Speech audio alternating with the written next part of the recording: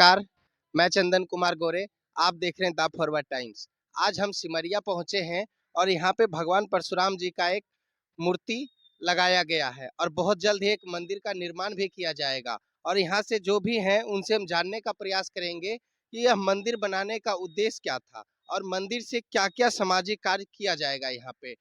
हर जगह चर्चा बाबा होता है कि जो जहाँ राम का नाम आता है, तो थोड़ा परशुराम पे लोग शांत हो जाते हैं। देखिए, परशुराम अत्याचारियों के शांत करने के लिए ही अवतार लिए थे।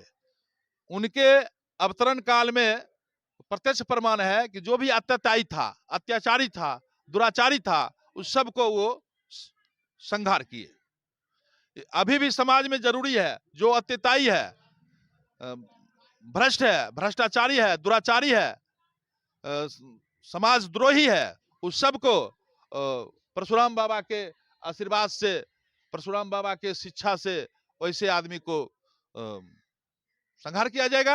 बुद्धि से, बल से पहले सुधारने की कोशिश किया जाएगा कि भाई समाज में अत्याचार नहीं कीजिए, समाज में दुराचार नहीं कीजिए, भ्रष्टाचार नहीं फैलाइए। और यदि नहीं सुधरते हैं तो वही है वही जो राम रचि राखा, को कर तर्क बढ़ावो शाखा, उमा दारू ज्योतिष की नहीं, सब ही नचावत राम गोसाई। और उस राम गोसाई के भी ऊपर हमारे परशुराम बाबा है, जो कि राम भगवान स्वयं कह दिए हैं कि वही है कौए का दास तुम्हारा। और ये मंदिर ही नहीं होगा, शिक्षालय होगा। यहाँ इस मंदिर के आलोक में परशुराम बाबा के दिव्य छत्र छाया में यहाँ शिक्षा भी दिया जाएगा। और ये अपना पूर्ण वैदिक सनातन धर्म जो है, वैदिक सनातन धर्म के आलोक में शिक्षा दिया जाएगा और नव पीढ़ी को बताया जाएगा कि अपने देश का जो रीति रिवाज है, अपने देश का जो नियम कानून है, उसको अपनाइए, पश्चिमी सभ्यता को छोड़िए, जिससे सभी को कल्याण होगा। इसी उद्देश्य के साथ ये मंदिर बनाया जा रहा है। परशुराम बाबा का मूर्ति का स्थापना करके प्राण प्रतिष्ठा करवाया गया विवाह पंचमी के दिन। और हमारे साथ सिमरिया धाम के जनता और तमाम बेगूसराय के विभिन्न ग्रामों की जनता साथ है और सबके सहयोग से ये मंदिर का निर्माण हो रहा है। जब कोई यहाँ श्रद्धालु आएँगे, तो किस स्थान ये स्थान कौन-सा जगह है जो कि किन्हीं को ढूँढने में आसानी हो, यहाँ सीधा आ सके? ये आदि कुंभ स्थली सिमरिया धाम है। कोई लोग आएंगे, यहाँ इनका चौहद्दी बताऊं मैं, सामने राजेंद्र पुल स्टेशन है। इस मंदिर से उत्तर राजेंद्र पुल स्टेशन है और दक्षिण में हाथीदह स्टेशन है, हाथीदह जंक्शन है। सामने राजेंद्र पुल, जिसको राजेंद्र ब्रिज बोला जाता है, देश के प्रथम राष्ट्रपति डॉक्टर राजेंद्र प्रसाद जी इसका उद्घाटन किए थे। वे पुल पार करके सीधे यहाँ आ सकते हैं आदि कुंभ श्री सिमरिया धाम। यहाँ कुंभ का भी आयोजन होता है। जब समुद्र मंथन हुआ था तो समुद्र मंथन में अनेकों रत्न निकला, और जब अमृत निकला तो राजा बलि अमृत का कलश लेकर वहां से भागे अपने दल के साथ, और प्रथम भागते हुए आए। कहानी तो बहुत विस्तृत है, किंतु शॉर्ट में ही समझिए कि प्रथम कलश ही रखा गया। यह आदि कुंभ श्री सिमरिया धाम इसीलिए नाम पड़ा है, प्रथम कलश को अहीं रखा गया, अमृत कलश को, और अहीं पर विष्णु भगवान धारण करके देवता और असुर में वितरण का काम किए थे, जिसमें असुर को नहीं प्राप्त हो सका अमृत, देवताओं को अमृत प्राप्त हुआ, देवता अमर हो गए। और असुर में एक तेज असुर थे राहु, जो छल करके देवताओं की पंक्ति में बैठ करके अमृत पीना चाहते थे।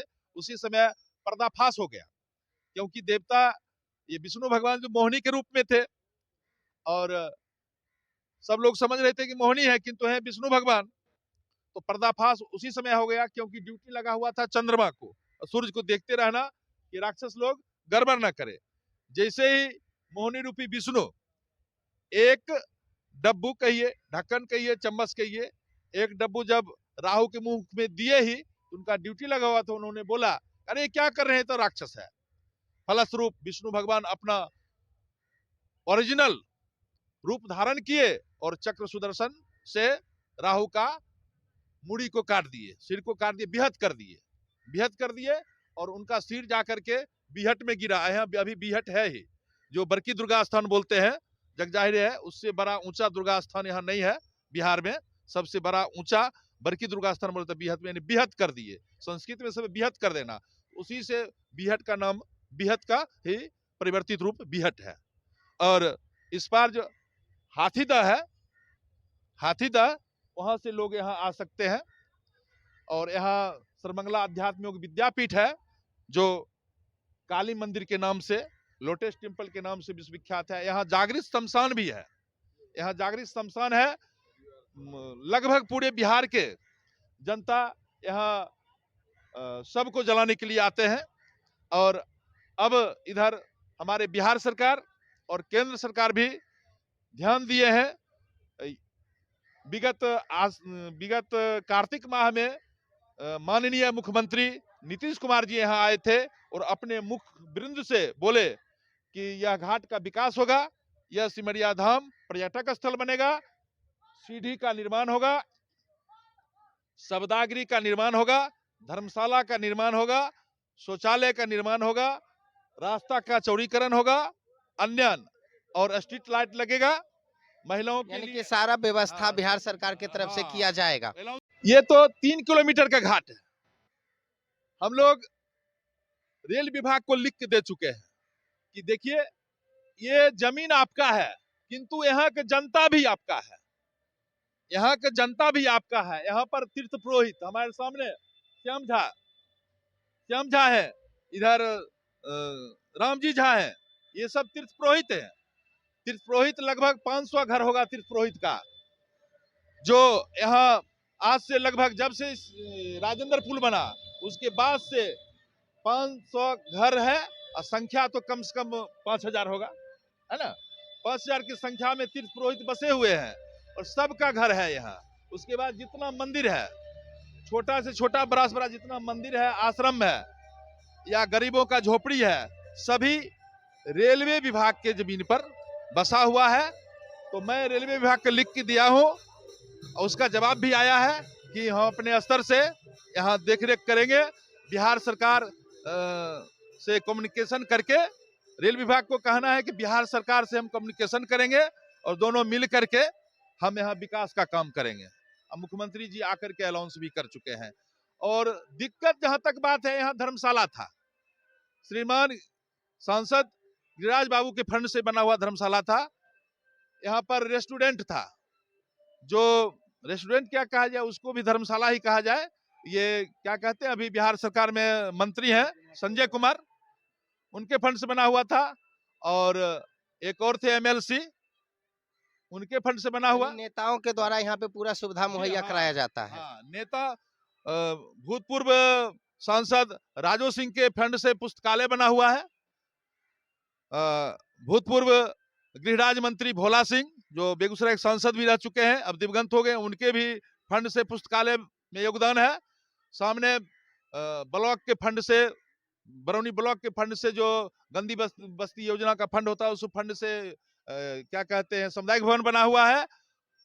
आगे भी पीछे भी उस ओर भी बना हुआ है, बिहार सरकार भवन बना हुआ है। यानी प्रशासन के सहयोग से, सरकार के सहयोग से सब यहाँ बना हुआ है। मंदिर का निर्माण कैसे होगा? इसमें बनाने का सहयोग, देखिए मैं तो सन्यासी हूं, भेषधारी नहीं हूं, जैसे देख रहे हैं वैसे ही है। मैं जनता से सहयोग लेकर के पिंडी का निर्माण किया, खर का मंडप बनाया। उसके बाद वर्तमान समय में हमारे नीतीश बाबू हमारे सामने समाज सेवी हैं, है ना, नीतीश कुमार, उन्होंने व्यवस्था दिए। उनके साथ राम रतन बाबू हैं, वो व्यवस्था दिए और स्थानीय जनता लोग भी व्यवस्था दिया घाट के। हमारे चिरात्मन महाराज जो है सर्वमंगला अध्यात्म योगपीठ के गुरुदेव हैं, उनका भी आशीर्वाद मिला, शासन प्रशासन की भी आशीर्वाद मिला। सभी के आशीर्वाद से ये मंदिर का निर्माण हो रहा है, क्योंकि मंदिर सबका है, भगवान सबके हैं। भगवान ना बांटे हुए हैं, ना मंदिर बांटा हुआ है, ये सबका है। भगवान सबका है, मंदिर सबका है। सबका सहयोग चाहिए इसमें। कोई ऐसे व्यक्ति यहाँ आते होंगे जो मंदिर में पूजा करने के लिए, तो हाँ, आते हैं फिर यहाँ। आश्वासन दिए होंगे कि आप कार्य कीजिए, हम ये आदि कुंभस्थली सिमरिया धाम है, जागृत शमशान है। यहाँ अमावस्या, पूर्णिमा और विशेष मुहूर्त में लोग हजारों हजार की संख्या में आते हैं। अगला साल अर्ध कुंभ लगने वाला है। यहाँ करोड़ों करोड़ की संख्या में जनता आएंगे। यह पर्यटक स्थल बनेगा ही। मुख्यमंत्री श्रीमान मुख्यमंत्री महाशय यहाँ आश्वासन दे चुके हैं। और हमारे समाज से ही है, एक ठेकेदार साहब हैं, क्या नाम है उनका, अभी नाम याद नहीं है, आए थे, पूजा पाठ किए, भक्त हैं, बोले थे कि हमें मौका मिलेगा तो हम इस मंदिर को निर्माण करने में सहयोग करेंगे। और सबका सहयोग है। जैसा कि आप सुन रहे थे, यहाँ भगवान परशुराम जी का प्रतिमा लगा हुआ है और यह सिमरिया है।